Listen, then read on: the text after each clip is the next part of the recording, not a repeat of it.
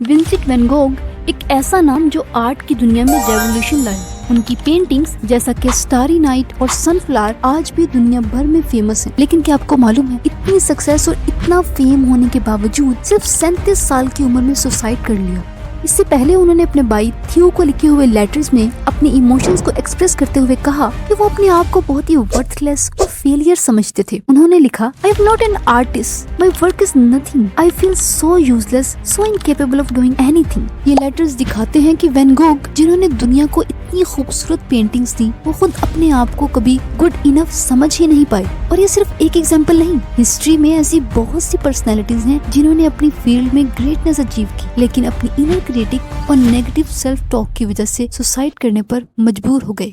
यहाँ सवाल ये है कि नेगेटिव सेल्फ टॉक क्या एक सोच है या फिर एक साइलेंट किलर जो ना सिर्फ आपके पोटेंशियल को बल्कि आपकी लाइफ को भी खत्म कर सकता है। आज इस बारे में बात करते हैं। सबसे पहले हमारे लिए ये जानना जरूरी है कि हम नेगेटिव सेल्फ टॉक करते क्यों हैं। दरअसल ये एक मेंटल हैबिट है जो हमारे पास्ट एक्सपीरियंस, अपब्रिंगिंग और सोसाइटी के स्टैंडर्ड से डेवलप होती है। जब हम अपने आप से नेगेटिव बातें करते हैं तो हमारा ब्रेन उस नेगेटिविटी को एज अ फैक्ट एक्सेप्ट कर लेता है, जिससे हमारे ब्रेन का एमिग्डाला, जो कि फियर और स्ट्रेस को कंट्रोल करता है, ओवर एक्टिवेट हो जाता है और हम एंजाइटी और सेल्फ डाउट महसूस करने लगते हैं। लेकिन यहाँ सोचने की बात यह है कि क्या थॉट्स इतने इम्पैक्टफुल होते हैं? सो यस, साइंस इस बात को कंफर्म करती है। एक जापानीज साइंटिस्ट डॉक्टर मसारो इमोटो अपनी किताब the hidden message in water में एक सरप्राइजिंग डिस्कवरी शेयर करते हैं। उनकी रिसर्च ये कहती है कि हमारे अल्फाज और थॉट्स न सिर्फ हमारे इमोशंस बल्कि हमारी फिजिकल रियलिटी पर भी असर डालते हैं। उन्होंने पानी के मॉलिक्यूल्स पर एक्सपेरिमेंट किया। जब उन्हें पॉजिटिव, लविंग और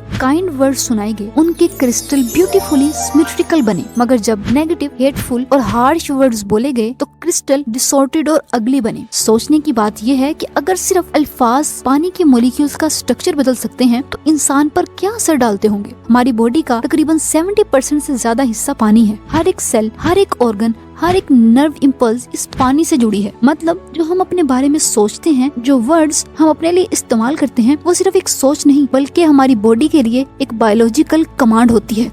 लेकिन यहाँ मुद्दा ये है कि हम इस नेगेटिव सेल्फ टॉक से डील कैसे करें। साइकोलॉजिस्ट डॉक्टर बारबरा फ्रेडरिक्सन ने अपनी रिसर्च में ये बताया है कि पॉजिटिव और नेगेटिव इमोशंस का एक स्पेसिफिक रेशो होता है जो मेंटल वेलबींग को डिटरमाइन करता है। उन्होंने इस रूल को 3-to-1 रूल का नाम दिया है। According to this rule, you need at least 3 positive emotions for every single negative emotion to maintain mental resilience, creativity and overall wellbeing. इस रूल को पॉजिटिविटी रेशो भी कहा जाता है। फॉर एग्जाम्पल, अगर आपके अंदर एक नेगेटिव थॉट आता है, जैसे मुझे स्टेज पर बोलने से डर लगता है, लोग मुझे जज करेंगे, आप इस नेगेटिव इमोशन को 3 पॉजिटिव इमोशन से रिप्लेस कर सकते हैं। नर्वस फील करना नॉर्मल है। हर स्पीकर को शुरू में यही फील होता है। मैं जितनी ज्यादा प्रैक्टिस करूंगी उतना ज्यादा कॉन्फिडेंस आएगा। लोग क्या सोचते हैं उससे ज्यादा अहम ये है कि मैं खुद अपने बारे में क्या सोचती हूँ। मैं कॉन्फिडेंट हूँ और बोल सकती हूँ। याद रखिए, नेगेटिव सेल्फ टॉक आपके पोटेंशियल को खत्म कर सकती है, लेकिन सिर्फ तब तक जब तक आप उसे कंट्रोल करना ना सीख लें। जिंदगी का हर बड़ा बदलाव एक छोटे से डिसीजन से शुरू होता है, अपनी सोच को मास्टर करने का डिसीजन। तो सवाल ये है कि क्या आप अपने इनर क्रिटिक की बात सुनेंगे या उसे चैलेंज करेंगे। The choice is yours, but whatever you choose, you have to face it.